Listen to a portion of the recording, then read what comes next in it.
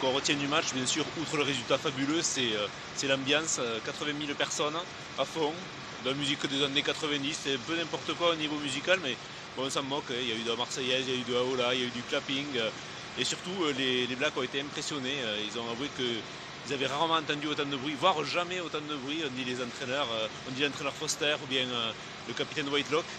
Donc voilà, c'était vraiment un grand moment qu'ont vécu 80 000 personnes au Stade de France.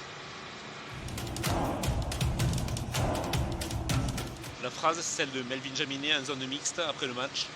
Tout le monde était serein et on l'a montré après la 60e minute. Alors c'est bien Melvin, mais nous, dans les tribunes, on n'était pas du tout serein quand on voyait ces Blacks là revenir comme des fous après la seconde mi-temps, revenir à 2 points.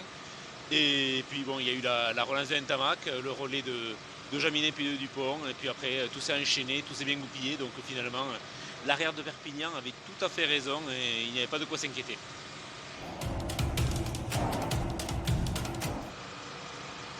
L'homme du match, on va pas être très original, on va choisir Peato Movaca.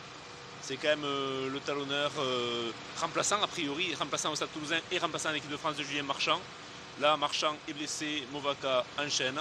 Il plante 2 essais, comme il avait planté 2 essais contre la Géorgie. Il avait aussi marqué un essai contre l'Argentine, 5 essais à 3 matchs, emballé, c'est pesé. Que dire de plus? Bon, il n'a pas été parfait au lancer, mais dans l'ensemble, il a largement participé à l'incroyable pression comme il est bleu en première mi-temps et finalement à cet exploit qu'on a tous bien kiffé.